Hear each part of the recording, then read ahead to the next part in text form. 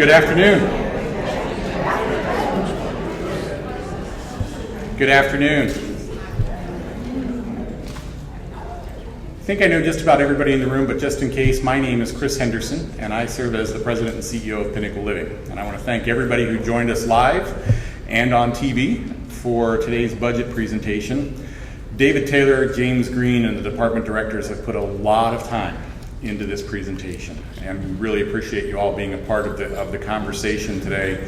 I'm not going to hold anything up. I'm going to turn the microphone over to David, but I did want to share just a little bit of good news. Friday afternoon, we received a letter from our Medicare intermediary, in other words, the billing company. So we are one step closer. This is a letter we've been waiting for, by the way, since about December. We are one step closer to our Medicare survey. So we're contacting the Department of Health in Virginia to do our CMS survey to become certified for nursing care. So we are one step closer. Letter was dated 4/28. I don't know how they thought it was going to get to us sometime in January, but life goes on. So we're a little bit closer, so a little bit of good news to share there. Again, I'm going to turn things over to David and then to James to talk about where we are from a budget standpoint. Gentlemen? Good afternoon, everyone. Welcome to the Cedarfield Fiscal Year 2024 budget presentation. My name is David Taylor. I'm from the business office. Also presenting today will be James Green, Senior Director of Community Finance and Accounting. So today we will cover fiscal year 23 budget results, fiscal year 23 capital projects,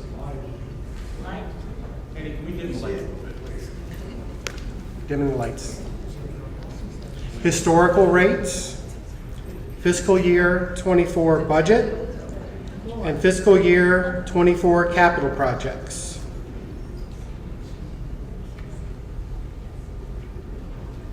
Okay, for fiscal year 2023, we will compare projected actual to budget.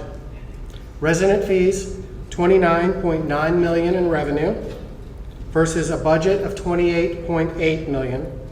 Revenue exceeds budget by $1.1 million. Expenses, $30.6 million versus a budget of $28.9 million. Expenses exceed budget by $1.7 million for 2023. Major 2023 capital expenses: apartment and cottage renovations, $1.7 million. Building renovations, $573,000. Information technology, $137,000. Parking lot resurfacing, $82,000. Furniture, fixture, and equipment were $60,000. At this point, I'll turn the rest of the presentation over to James Green.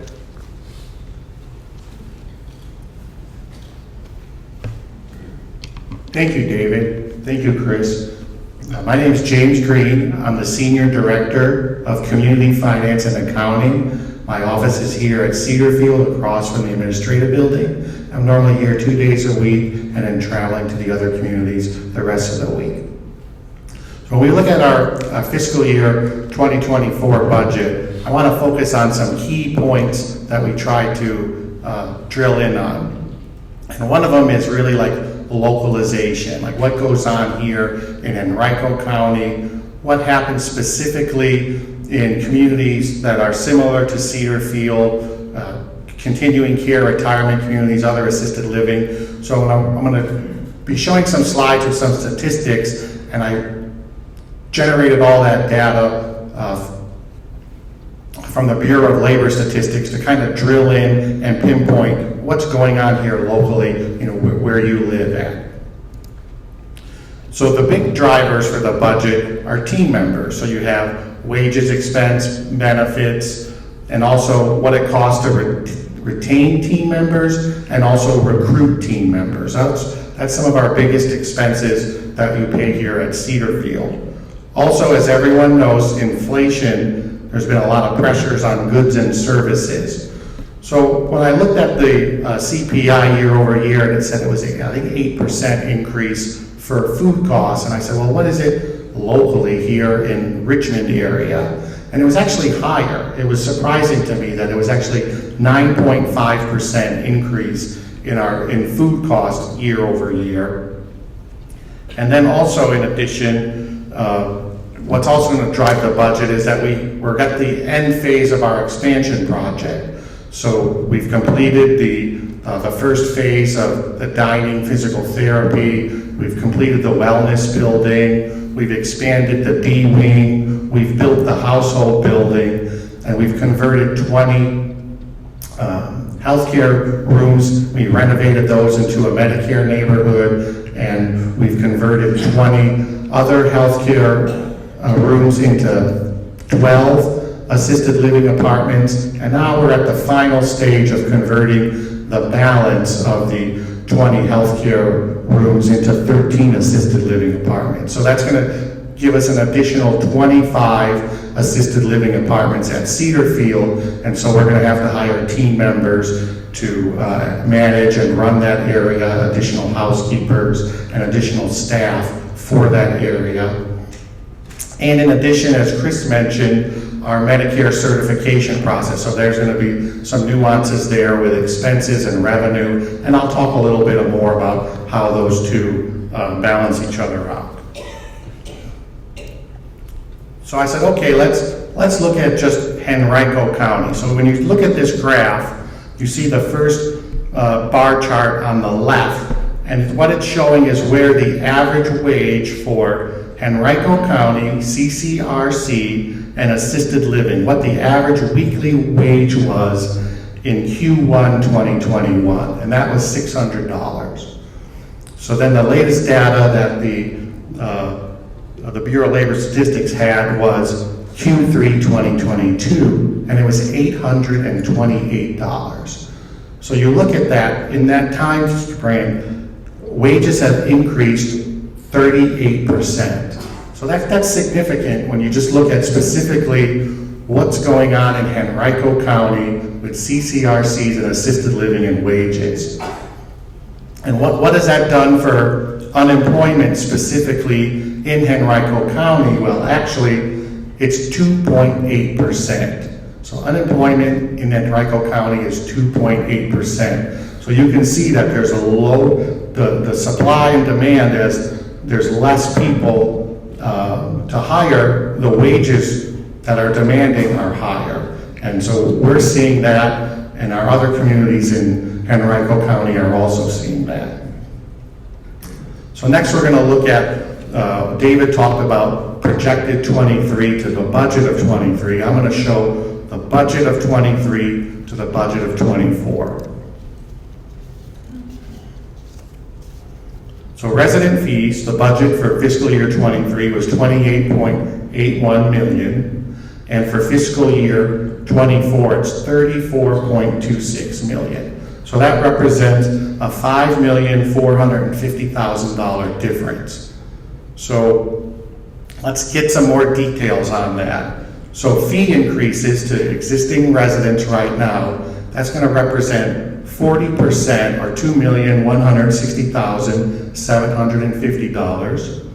There'll be additional revenue from Medicare, $1,575,031. And also I talked about new residents, so new independent living residents, $1,714,219. So 40% from fee increases, 29% from Medicare, and 31% from new residents at Cedar Field.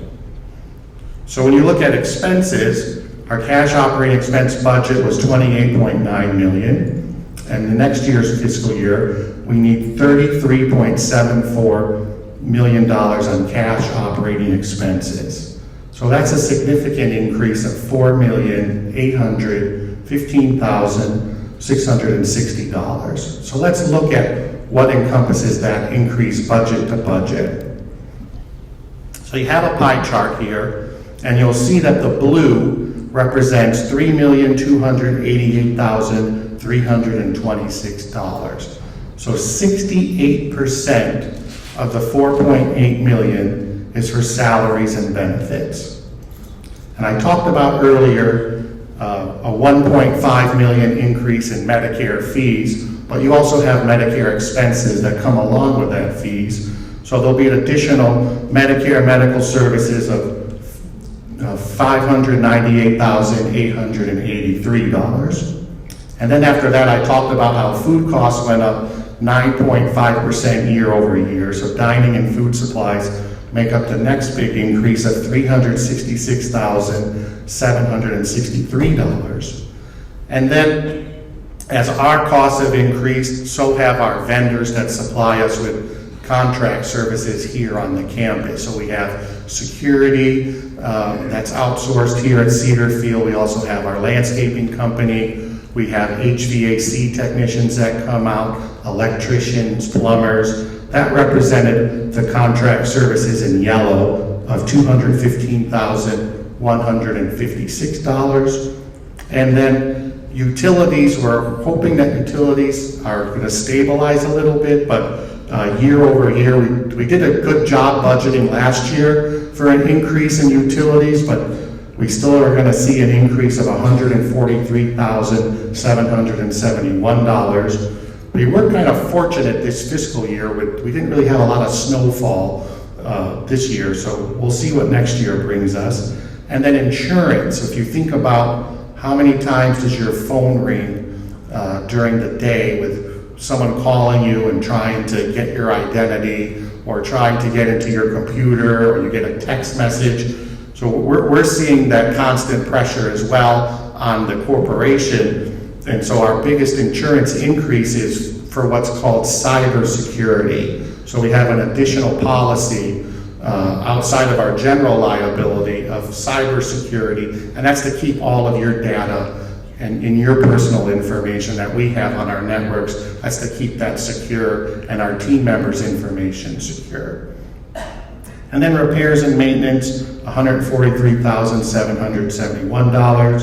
And then we have recruitment and retention increases. So you can see that's what makes up budget to budget, where our biggest expenses are. And it's, if you see there in blue, 68% of those are for team members. So now what I'm doing is I'm expanding out. I talked about the increases budget to budget. So what this slide is doing is it's taking the entire $33.7 million in cash operating expenses, and it's allocating it out by major categories. So again, in blue, you can see team members represent 59% of the $33.74 million. And then we have the Pinnacle Living allocation is 11%. Again, with dining, that's 8%. Our utilities are 5%. Maintenance and supplies, 5%. Security, grounds, and contractors, 4%. And again, I talked about those medical services for Medicare, that's 3%. Insurance, 2%. Advertising, 1%. And information technology, 1%. So we've talked about revenue changes, we've talked about expenses for operating expense. Now what we're going to do is we're going to move over and review what the budget is for capital expenditure, so outside of our routine operations. So we're projecting to spend $5.4 million in fiscal year 24. And I think the first place to start, I'll start at the very bottom, is the room we're in right now. We're hoping to renovate the fellowship hall. So updates for the fellowship hall, the chair you're sitting on, the carpet, the walls, the window treatments, the acoustics, the AV equipment. So that represents 13% of the $5.4 million. And then if you look out to the front lobby area here on the 3rd and 4th floor, renovating that area would represent 12%. An additional generator on campus would be 9%. And if you took the elevator outside here, you went down the elevator, then you're going to come out to a tile floor, concrete walls, and fluorescent lighting. So we want to renovate that area from that elevator all the way to the new building, to the D wing, and our building was built in 1996, and so our elevators are original from 1996. So we want to start a project of phasing in, replacing those elevator cars at Cedar Field. So that would be 5%. Continuing on with the cottage roofs, to replace another 20 cottage roofs next year, and also for residents that have been here longer than 10 years to update with the refresh program in either an apartment or cottage. And then we bought some utility vehicles. I think we purchased 3. We want to purchase 3 more and start phasing out the older utility vehicles for housekeeping and buildings and grounds. And then again with our apartment and cottage renovations, 27%. And then if you look out into the courtyard and also in A, B, and C wings, renovating the outside structure of the stucco. I think the technical term is called EFIS. I'm not sure exactly. I don't want to throw an acronym out that I don't understand, but I do understand stucco. So that would represent 22%. So once again, the budget for capital expenditures is $5.4 million. So we talked about operating expenses, we talked about capital expenses, and then we also have taken out bonds to fund our capital expenditures and our expansion. So let's talk about the bond payments and the interest payments. So if you see there, fiscal year 23, it's roughly $7.6 million, and that kind of stays flat for the next 5 years. So roughly about $2.2 million in principal, and then you have your interest expense of $5.4 million, for the bonds, and that goes out. So every year you're paying the bond principal, and you're also paying the interest expense. And so those bonds that were raised, that's funding some of our expansion. So the very first thing that was completed was the dining on the 4th floor, and we expanded out. We made a new physical therapy area. We expanded out the team member area and some offices there on the 3rd floor. And then the orange pie, that represents the wellness building. That was $14 million for the wellness building. I talked about the healthcare household building. That was $16 million. So you have Magnolia Meadow on the 4th floor, and on the 5th floor is Lavender Lane. So those are 40 healthcare rooms. And then you have the new independent living addition. That was $15 million. And we're in the last stage. Again, we're converting those final 20 healthcare rooms into 13 more assisted living for a total of 25 assisted living apartments. That was $13 million. And then I talked about spending $5.4 million next fiscal year, but going out for the next 5 years, spending approximately $20 million. So that's $86 million that's being reinvested here at Cedar Field. So what the next slide I want to talk about are what does that do to the budget, to your monthly service fee or your daily fee, depending on what type of agreement that you have at Cedar Field. So the monthly increase for independent living is approximately 7.5%. We round to the nearest zero or $5. So that's why it's approximate. For assisted living for per diem, it'll be a 10% increase. For memory care, there'll be a 10% increase plus a 5% market adjustment, because if you look at our fee increases for memory care, they're below what our assisted living fees are, and we have additional staff in our memory care area, and so we need to cover our expenses in our memory care area.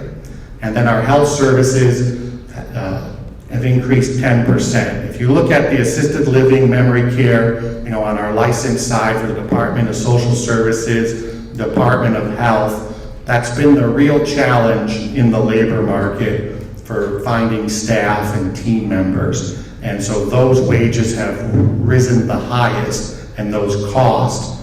But one thing that we've done is, we've increased our wages this year. So if you go back to David's presentation, he talked about how expenses were over budget. And our goal was to increase the wages to come into equilibrium so we didn't have to go outside and hire any agency. And I'm happy to report that Cedarfield has been agency-free for approximately, is it 11 weeks now, I believe? 10, yeah. So that helps. So then the next slide I'm going to do is I'm going to compare what's happening at Cedarfield and what's going on across the country for other retirement communities. So if you look at this slide, Cedarfield is in the blue, and then the median for all other communities is in orange, and the 75th percentile is in gray. So across from 2011 on to 2020, roughly the fee increases have been around 2 to 3%. Interest rates were low, inflation was low, and then we came to the pandemic years. Fees were increased to 3.9%, and then the following year to 4.9%. And you can see that's in line with the national average. And some other communities, they change their annual fees. Normally, they might be on a fiscal year that starts in September, or their fiscal year might start in October or in January, where Cedarfield is kind of an anomaly where the fiscal year starts on June 1st. So you can see I don't have the averages yet for next year for the median or for the third quartile. But there are communities, 8% of the communities last year, not only did they do a fee increase, but they also did a mid-year fee increase as well. And there were some communities that raised fees for this fiscal year up to 15%. So there's been a lot of change there, but you can see historically, what the rates have been. So going back to my opening statement where I talked about how does this pertain to Richmond, to Cedarfield, to Henrico County, how to localize this. So what does the average fee at Cedarfield look like compared to other communities? When you look at Cedarfield apartments, the average monthly service fee for life care is $4,468, and that's with an effective date of June 1st, 2023. So if you compare that to Lakewood, their apartments are $4,856. And if you look at Lakewood Clubhouse, it was $5,137. And then at Westminster Canterbury, their courtyard apartments were $5,095. That was effective 10/1/2022. And their garden apartments, $4,644. That was on 10/1/2022. So what we did was we took the prices and what a 1-bedroom here would cost, a 2-bedroom with a den, and we compared like accommodations to each other to get those rates. So you can see even after the rate increase for this fiscal year that Cedarfield is still below the market as you compare to other Richmond communities. When we were putting this budget together, our goal is the same, is that there's a lot of dedicated team members here at Cedarfield, and their goal is the same. They're here for the residents. That's why the team members are here. They're dedicated. They've been through a lot through the last 3 years. They still come to work every day. They find a way. They're flexible. There could be changes or things happening, and not only the team members, but also the department directors. They're very dedicated to the residents here at Cedarfield. And so, the budget, it's really about people. As you saw, the budget is about team members. It was about keeping up with inflation, recruiting team members, retaining team members, and that's a majority of the expenses here. And I want to thank everyone for allowing me to present today. And it's good to see everyone's faces, and we'll give everyone an opportunity to ask any questions that they may have. Thank you.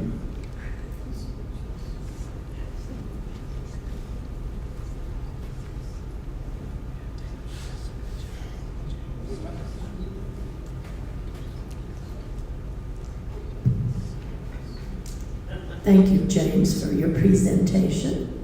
Would you please clarify what our rate increase will be for next year? So if you have a life care or preferred choice in independent living, it's approximately 7.5%. Thank you. You're welcome. Anyone else? Yes, sir, he's bringing the microphone to you.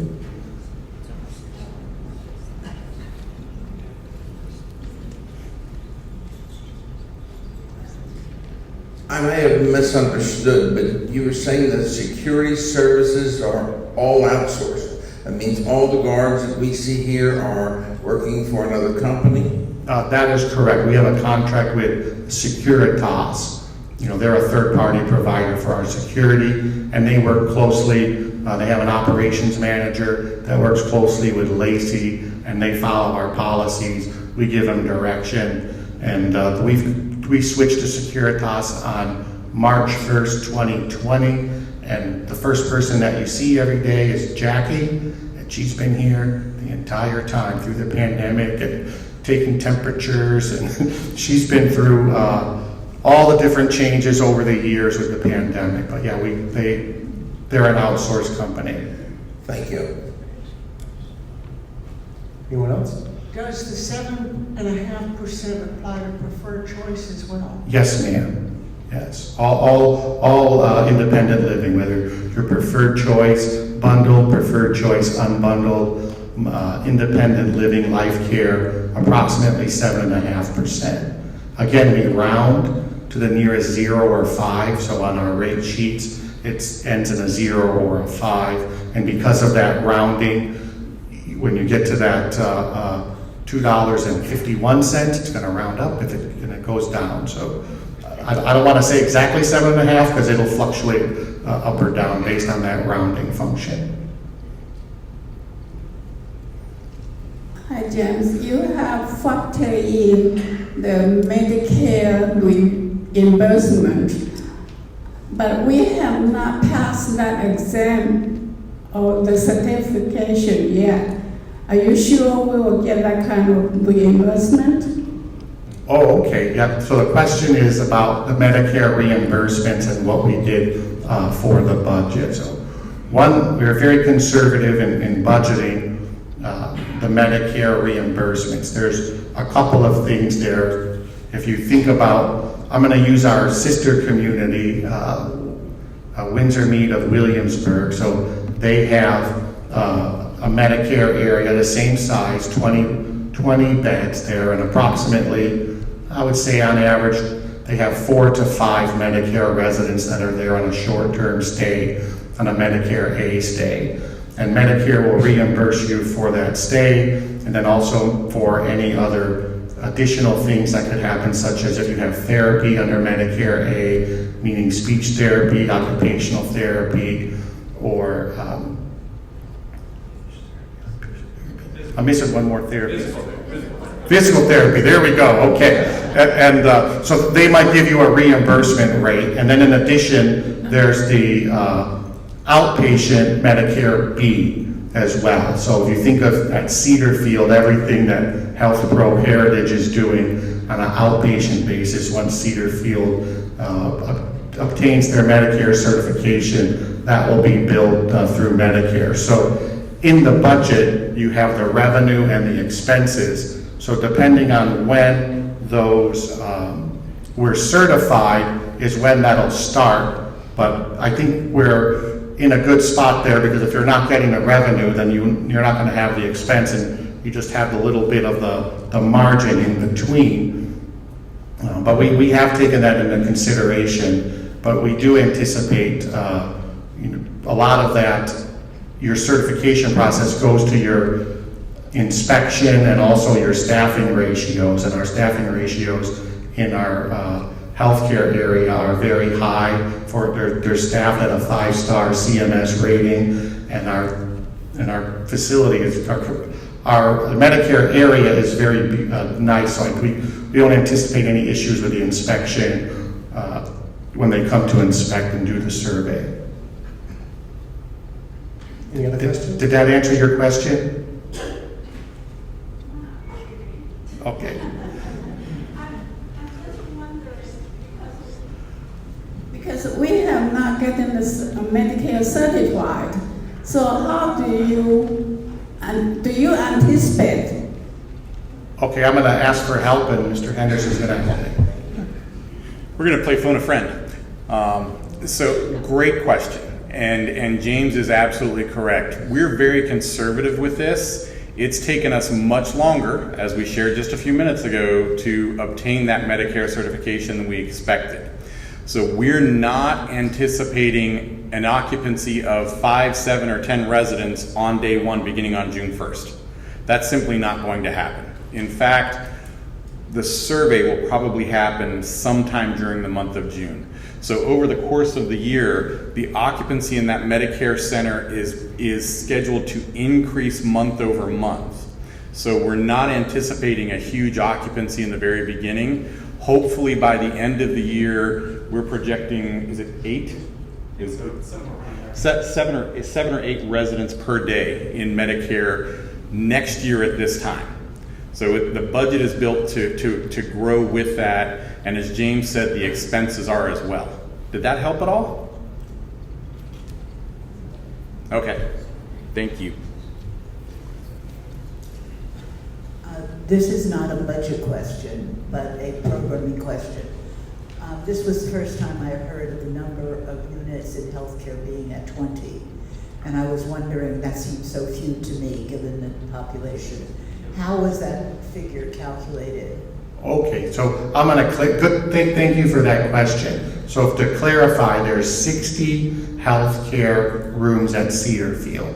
60. There's 40 in the household building. So there's 20 on the 4th floor in Magnolia Meadow. There's 20 on the 5th floor in Lavender Lane. And the Medicare neighborhood is called Poppy Place. And that's on the 4th floor as you come out of the Prima dining room.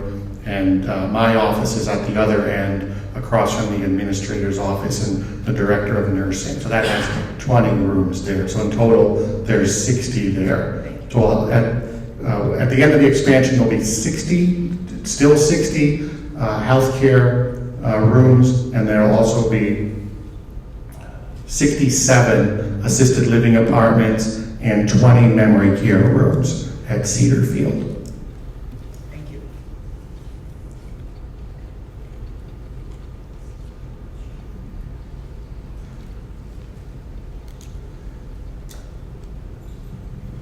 I think I know the answer.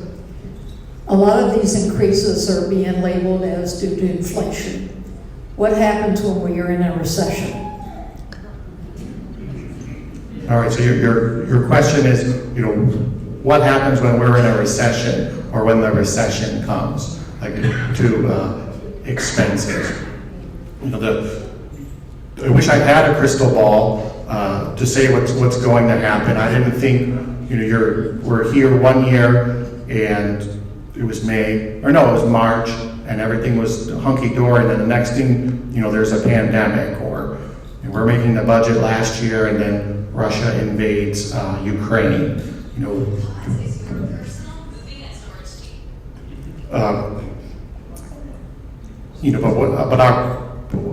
make adjustments if there's a recession in a business. You look at what can I do to still generate revenue? What can I do to decrease my costs? And when you're operating the community as financially, you're saying, okay, if revenues are going up and expenses are going up, I still have a margin enough to cover the capital expense, to pay the bond payments, to pay the interest. If things are going down and occupancy dips, you have to, okay, what can we do to adjust our costs? What can we flex on? So you want to be flexible when you're making the budget for changes in the economy or changes in the marketplace. In other words, in simpler terms, when I first came here and up until pandemic, I was paying $100 more a month, typically, okay? Now it's going to be up to $300 and some more a month in 7 years time frame. So if the expenditures go down, can we expect any relief down the road? Yes, sir. I too don't have that crystal ball, and I didn't stay in a Holiday Inn last night. So I wish I could answer that question more clearly. But I think it's important to go back a couple of slides and look at what we have done here from an incremental expenditure standpoint. This is an odd outlier for Pinnacle Living. 7.5% is something that, quite candidly, we've never done before. And we're reacting to the marketplace as it sits today. I'm no economist, and I've heard that the Fed's probably going to increase rates another 0.25% in May at their next meeting to try to curb inflation. The likelihood, though, of our single largest expenditure, which is salaries, decreasing, I'm at the wrong slide, James, decreasing even in a negative market is very unlikely. You typically don't see salaries drop during a recession. So almost 60% of our single largest expenditure is salaries and benefits for our team members. We may get lucky and see a reduction in goods and services, which is a very, very small percentage of what we do here on a daily basis, but the likelihood of salaries decreasing isn't all that strong. That said, we're hopeful that this 7.5% is an outlier, and next year we'll be back to something a little bit more normal, and we'll be back to rate increases similar to what we've seen in past years. And I wish I could give you a better answer than that, but that's really all we can say at this time. Okay?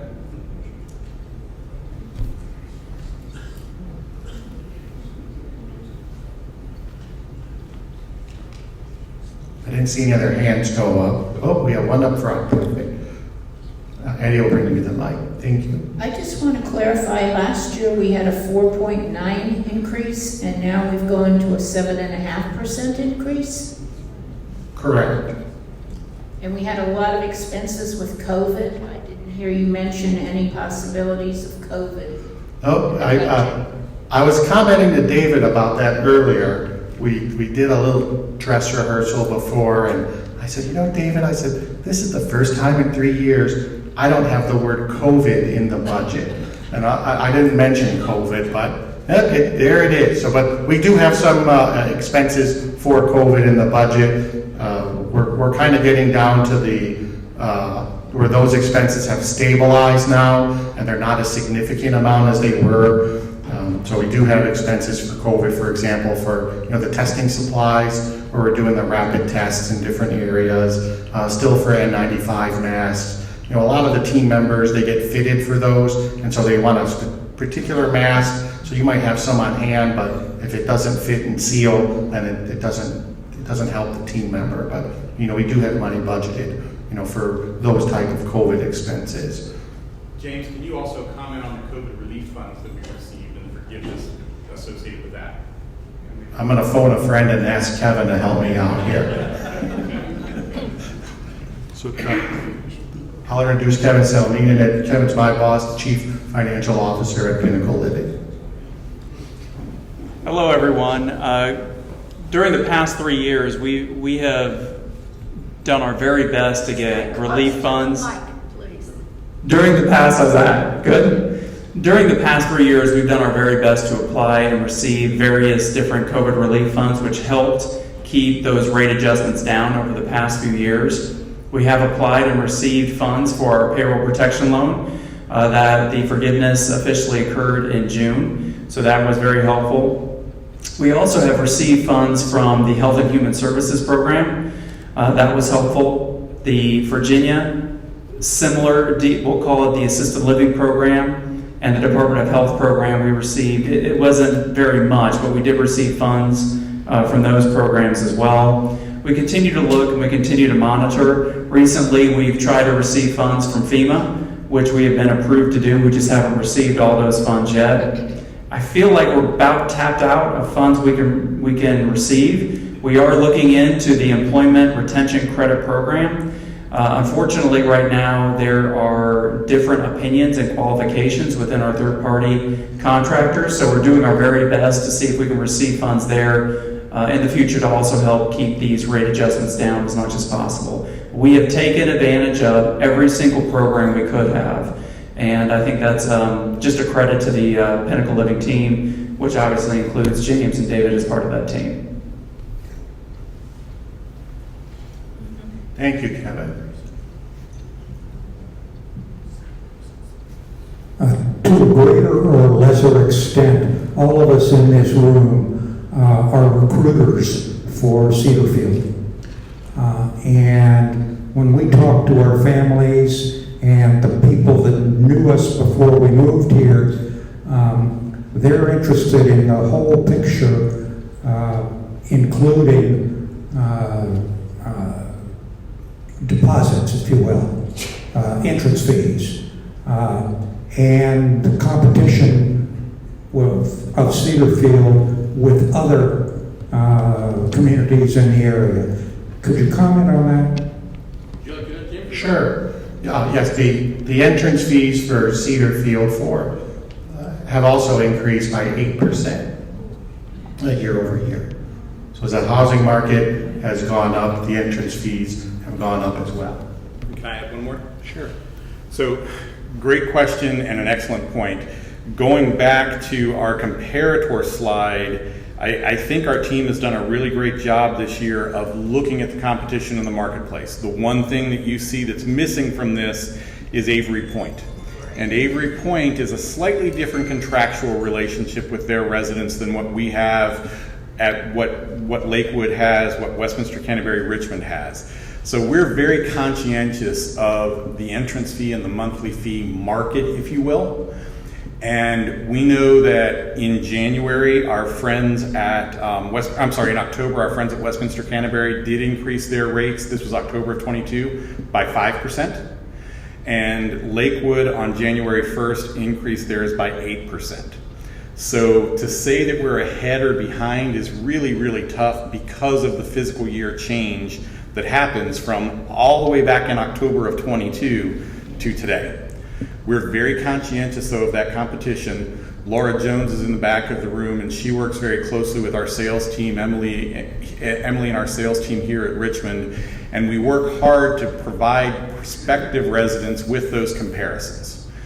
Ultimately, it becomes a lifestyle choice for most independent living residents. Do I want to be at the wonderful Westminster Canterbury, or do I want to be at the wonderful Cedarfield?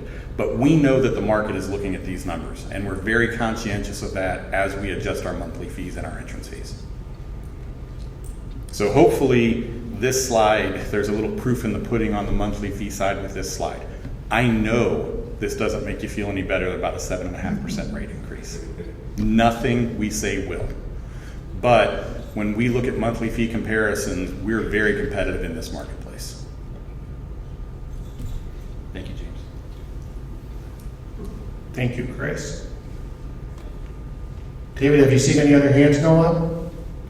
Any other questions? I'd like to thank everyone for coming out today. We appreciate you. Appreciate the team members here at Cedarfield, department directors, David, Dan, Chris, Kevin.